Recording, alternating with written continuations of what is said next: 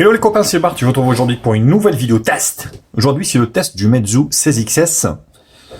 Bon, un téléphone qui n'est pas récent, qui n'est pas tout neuf, mais voilà, donc qui a le mérite d'exister. Vous allez voir qu'il a beaucoup de points positifs malgré son année de sortie. Donc ça fait quasiment un an qu'il est sorti, mais il tient toujours la dragée haute. Comme d'habitude, bien sûr, n'hésitez pas à liker la vidéo, la partager sur les réseaux sociaux, me mettre également un pouce bleu si cette vidéo vous a plu. Abonnez-vous à ma chaîne, je vous mets le lien d'achat en bas dans la description. Donc on va se faire première partie, on va dire présentation et spécification, comme vous avez l'habitude de faire. Donc là, j'ai rajouté une coque forcément. On va le faire sans coque. On va faire le look. Voilà, donc le dos, il prend un petit peu les traces de doigts, forcément. On va essayer de le nettoyer un peu. Donc un dos en plastique, donc avec un dégradé de couleur bleu, bleu clair, bleu foncé. Voilà, plutôt beau. Hein, donc c'est du plastique. Donc un triple capteur arrière, donc de 48 millions de pixels d'origine Samsung, avec une ouverture d'1.7. Donc c'est le S5 KGM1. Bon, pourquoi pas. Logo Meizu, double flash LED. Sur la partie haute, rien. De chez rien. Sauf si ici, là vous avez en fait le bouton du micro principal. Côté ici, donc vous avez le rack de la carte SIM. Donc c'est 2 nano SIM. C'est de nano SIM. Donc il n'y a pas de carte micro SD d'extension. Mais Meizu, malheureusement, bah, ils ont du mal, quoi. Ils ont du mal avec ça. Donc voilà.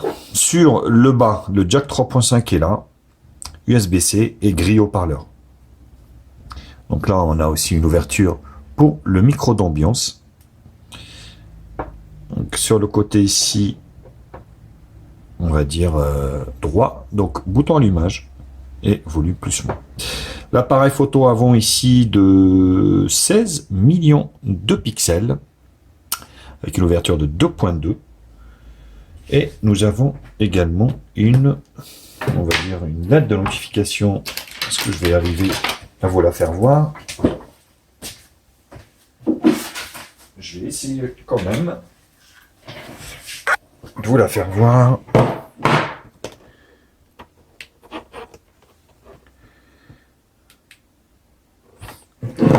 Alors, vous voyez, bon, ça s'affiche pas en fait en chargement, mais vous avez bien une lettre de notification par là, mais en fait pour le message. Donc voilà. Donc là, vous avez la grille haut-parleur ici.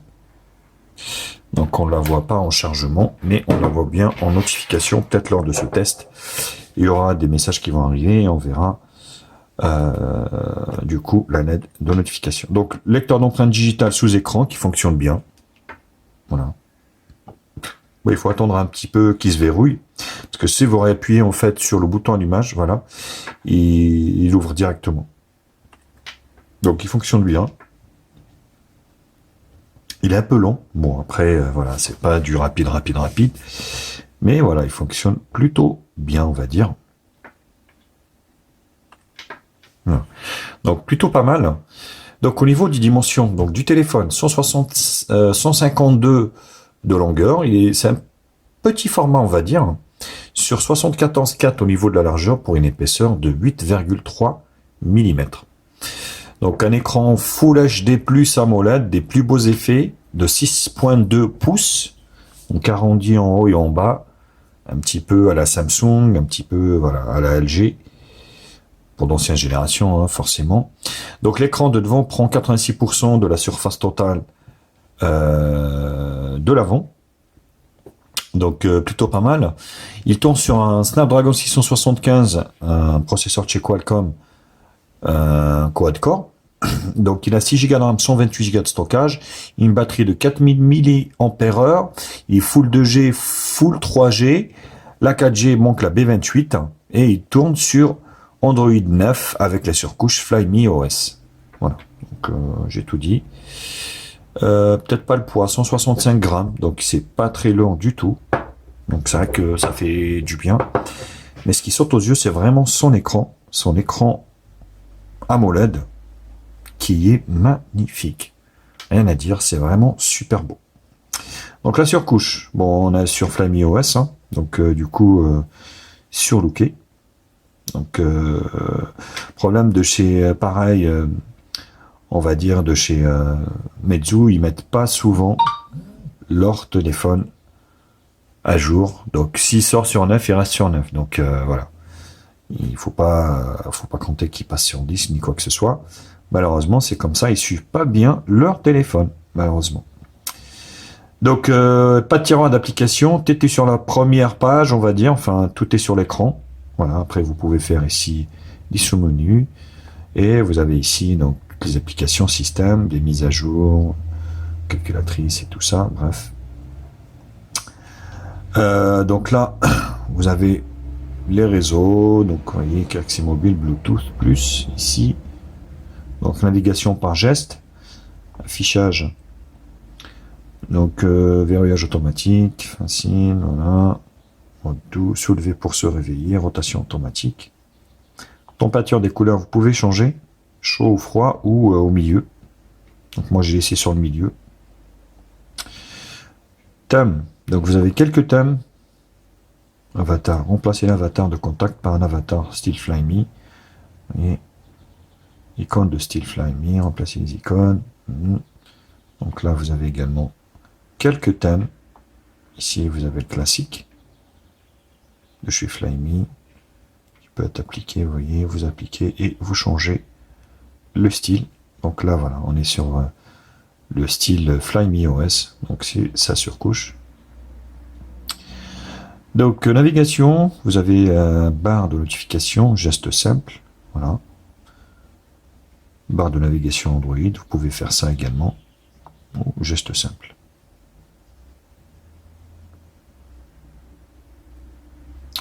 Donc ici, j'avais vu aussi appuyer 2 fois sur l'écran.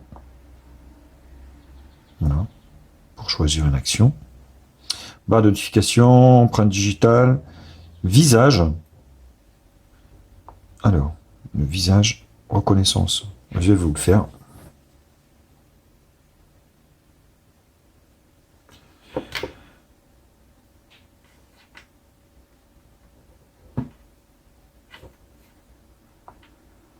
Commencer l'enregistrement. Voilà, donc effectuer, on va essayer de suite. Donc on attend qu'il se verrouille.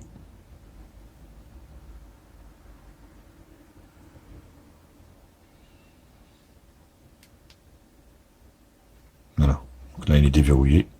Donc on continue, empreinte digitale, SOS, application, batterie, synchro, voilà, stockage et sauvegarde. Donc vous voyez, on est sur la version 128. Donc j'ai utilisé 28, il m'en reste 100. Sachant que c'est pas extensible, donc vous avez intérêt de choisir la bonne, on va dire, version pour vous. Donc les mises à jour du système, il n'y aura plus de mise à jour, mais très peu. Voilà, donc Flyme 7.3.1.0G. Donc c'est la dernière version. Et à propos du téléphone, donc on est bien sur le Meizu, donc 16XS 628.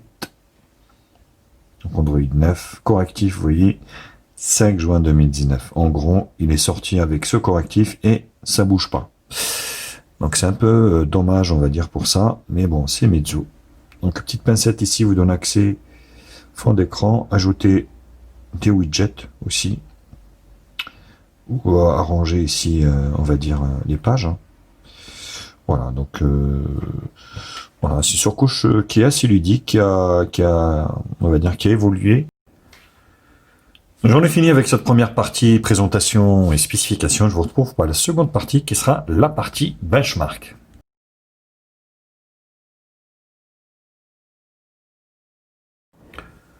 Tout au benchmark qui nous donne le score honorable de 221 000, ce qui est plutôt pas mal pour un moyen gamme. Voilà, donc avec un processeur un peu plus vieillissant, donc on est quand même à 221 000, ce qui est plutôt correct pour cette gamme de prix. Donc le LCD a une grande satisfaction de ce téléphone.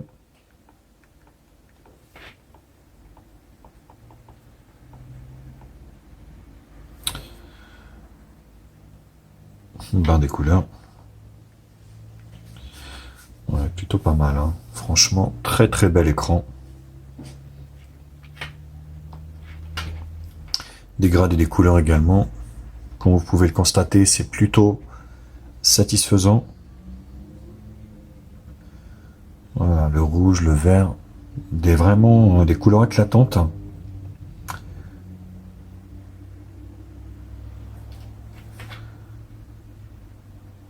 Et au niveau de mon appareil, donc le Meizu 16XS, Android 9. Donc le GPU c'est un Adreno 612. Donc les trois caméras arrière 48, 8 et 5. DDR4. La fréquence.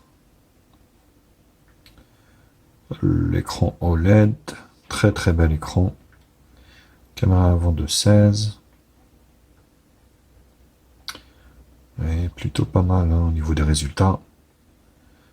Donc au niveau voilà, des capteurs, vous avez tout ce qu'il faut sauf la température, fréquence cardiaque, pression, humidité. Voilà, tout le reste ils y sont. Donc c'est vraiment super super riche au niveau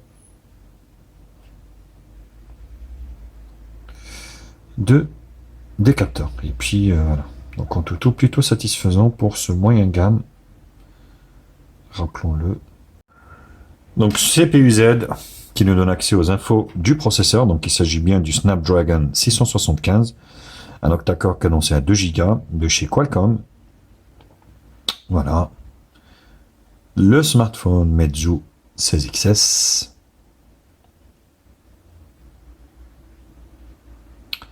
API level 28, Android 9. La batterie largement suffisante pour vous tenir plus d'une journée. Il chauffe pas énormément. Donc les sensors, j'en parle même pas. C'est très très riche. Voilà, vous avez la totale également. Display tester, les images réelles.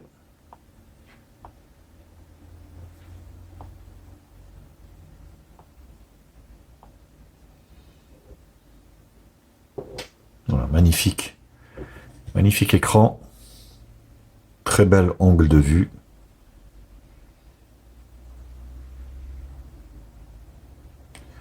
Vous voyez, plutôt super cool. Un écran qui m'a vraiment bluffé pour sa qualité, franchement. C'est un super, super bel écran.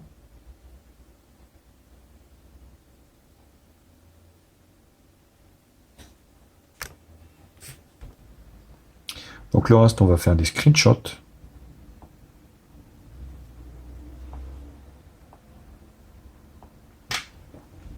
Multitouche d'écran 10. 3D Mark. PC Mark. En tout. Bench. Geekbench. Hein. Voilà. Donc Geekbench. En tout. PC Mark. 3D Mark. Et le multitouche. Donc c'est plutôt satisfaisant pour ce téléphone. Je vous retrouve pour la troisième partie, juste après, qui sera la partie multimédia.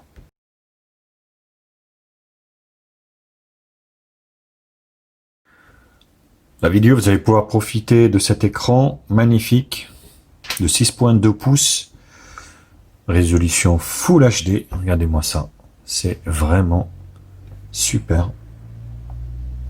Voilà, Full HD. Comme vous pouvez le voir, c'est très satisfaisant au niveau du rendu. Magnifique rendu.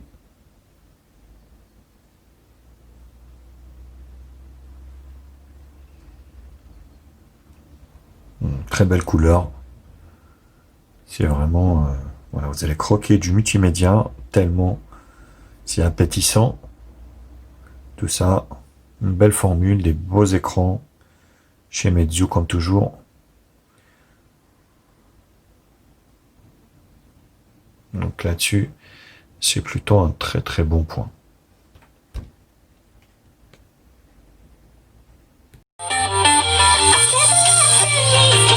Donc le son, plutôt pas pas mal. Il est puissant.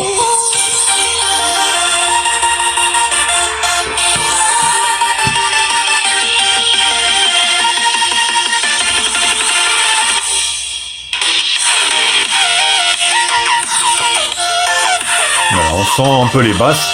On est sur du médium, mais voilà, un bon son qui ne grésille pas.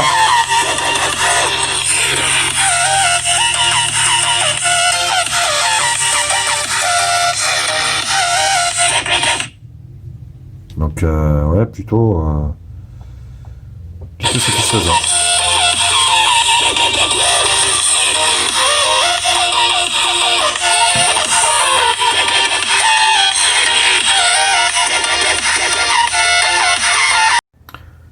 Le GPS très bien également au niveau du fonctionnement, donc pas de décrochage ni quoi que ce soit. Il vous emmènera où vous voulez, donc sans aucun problème. Alors, PUBG.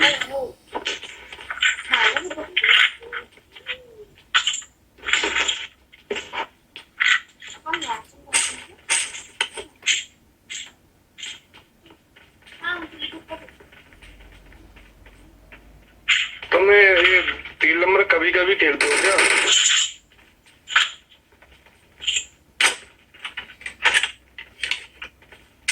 क्या? कभी खेलते हो ना आप? रोजाना नहीं खेलते।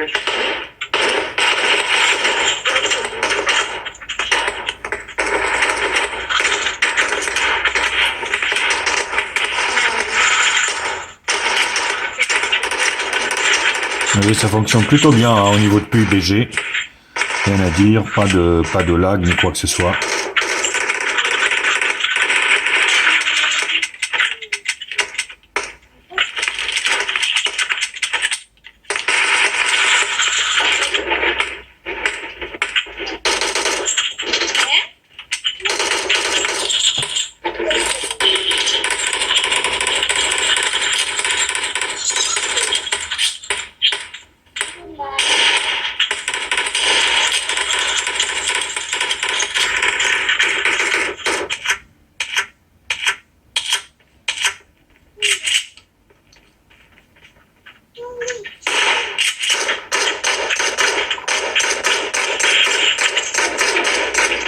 Voilà, donc il n'y a pas de souci au niveau du PUBG, vous voyez, plutôt correct.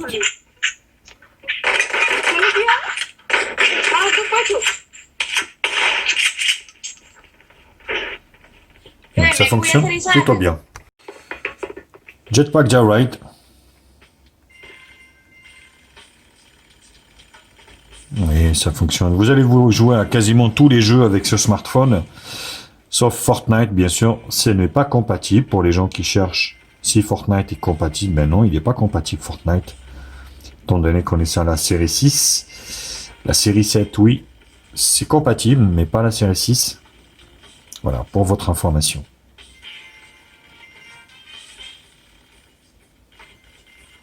Mais voilà, donc tout le reste, vous voyez, très très concluant.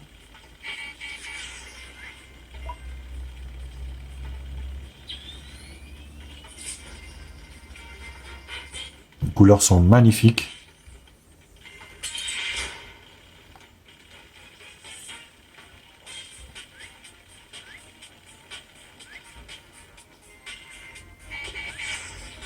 Donc voilà, plutôt concluant. On termine par Subway Surfer. Voilà, c'est une formalité également. Donc le téléphone chauffe un peu.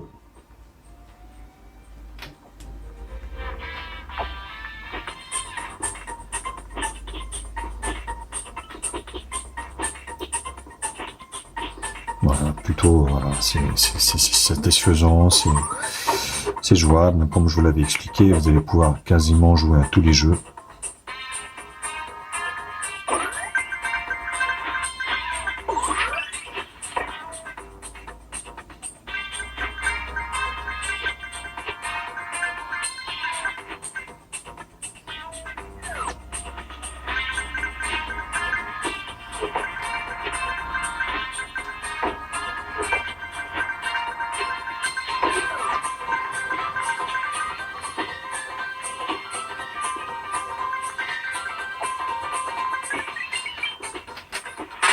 Voilà, plutôt concluant également.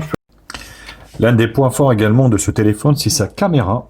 Vous allez voir que c'est plutôt très très concluant. Automatique. Donc là, automatique également. Donc là, vous voyez, vous avez des réglages ici, vous avez les filtres. Là, vous avez compte à rebours. Et là, légèrement embelli, fortement embelli et désactivé. Là, vous avez le quadrillage, indicateur d'inclinaison, filigrane par défaut. Donc, soit en 16 neuvième, donc intelligence artificielle, donc portrait, photo, vidéo et plus. Donc dans plus, on peut trouver le mode pro, panorama, balayé, carré, ralenti et super night. Donc la vidéo, vous allez pouvoir prendre de la vidéo en 4K, 30 fps, ce qui est plutôt pas mal. Et vous allez voir que l'appareil photo est quand même pas si mal que ça. C'est l'un des points forts également de ce téléphone. Bon, j'ai mis le retardateur. Hop, 0. Voilà. Donc vous allez voir, c'est super, super propre. Regardez-moi ça. C'est génial, génialissime au niveau de cet appareil photo. Donc l'avant, un peu moins bien que l'arrière, mais qui est plutôt correct également. Donc vidéo ici, Full HD. Photo, portrait, plus. Vous avez également ralenti, carré, balayé. Wistiti. Voilà, donc je suis en contre-lumière forcément. Voilà. Forcément, il fait un peu moins bien que l'arrière, faut le dire aussi. Mais voilà, c'est plutôt cohérent par rapport à cette gamme de prix. On rappelle que c'est un téléphone qui vaut un peu plus de 200 €, vers les 200 €. Donc, ouais, c'est plutôt pas mal. C'est plutôt pas mal. Donc, pour juger vous-même de la qualité de cet appareil photo, je vous en ai mis plein. Donc, à vous de juger également, à vous de voir. Et puis, je vous laisse regarder tout ça tranquillement. Et je vous retrouve pour la dernière partie, qui sera la partie conclusion.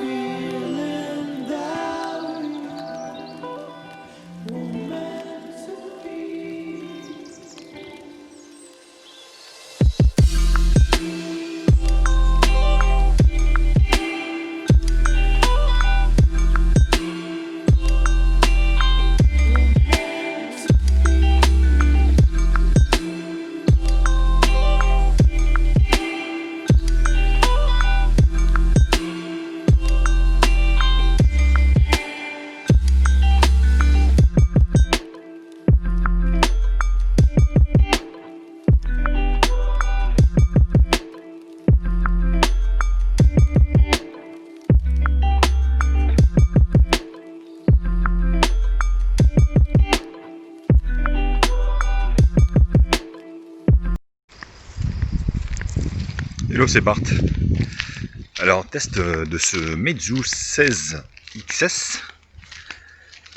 Écoutez, ça n'a pas l'air d'être stabilisé, c'est assez bizarre. Après, des fois, entre le rendu des téléphones et puis ce qu'on voit sur l'écran, c'est autre chose. Mais là, ça a l'air de bouger. Je profite pour faire mon tour de la Cambrousse afin de, on va dire, tester mes téléphones, ce qui est plutôt pas mal. Vous voyez, c'est derrière. C'est vraiment un super parcours, hein.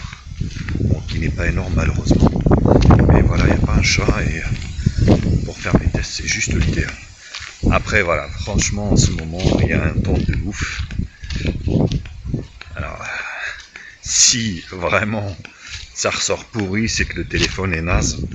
Parce qu'avec des conditions idylliques comme ça, c'est juste exceptionnel pour faire les tests. Et je vais avancer ici un peu, voir un peu l'autofocus.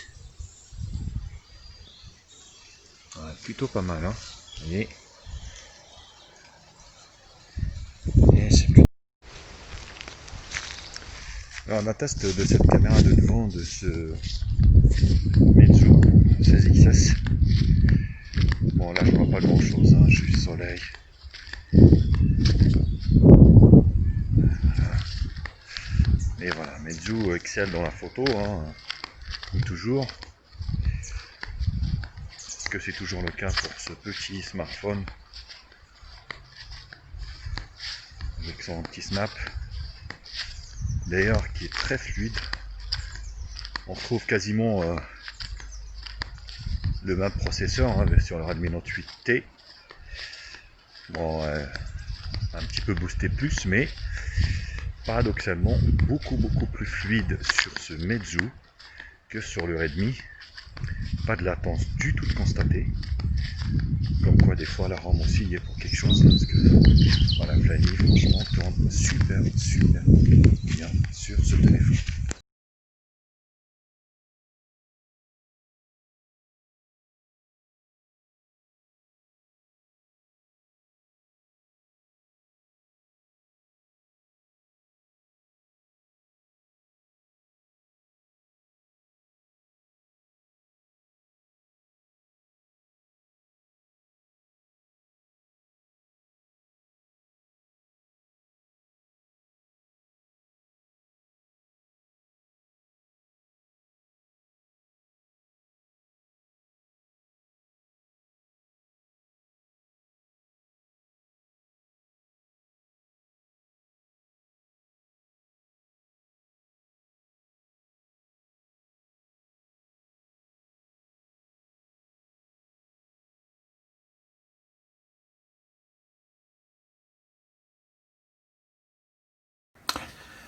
Alors la conclusion, donc pour 200 €, qu'est-ce que vous avez?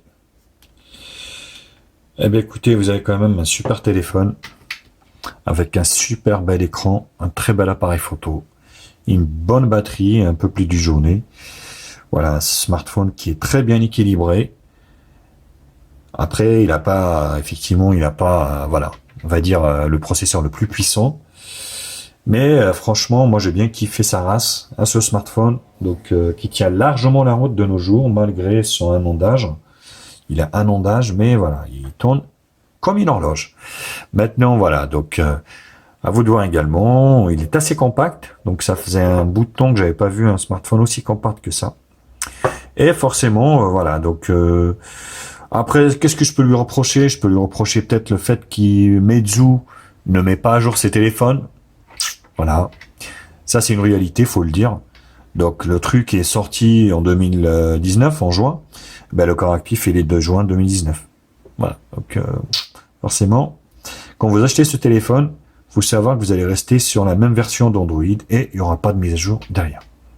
Maintenant, voilà, si vous cherchez un smartphone un peu compact avec un écran OLED, AMOLED, 6 Go, 128 Go de stockage, 6 Go de RAM, une lettre de notification, appareil photo efficace, franchement, c'est ce qu'il vous faut. Voilà, voilà, bah écoutez, j'ai fini avec ce test, mes amis les geeks et les geekettes. N'hésitez pas à liker la vidéo, la partager sur les réseaux sociaux, me mettre également un pouce bleu si la vidéo vous a plu.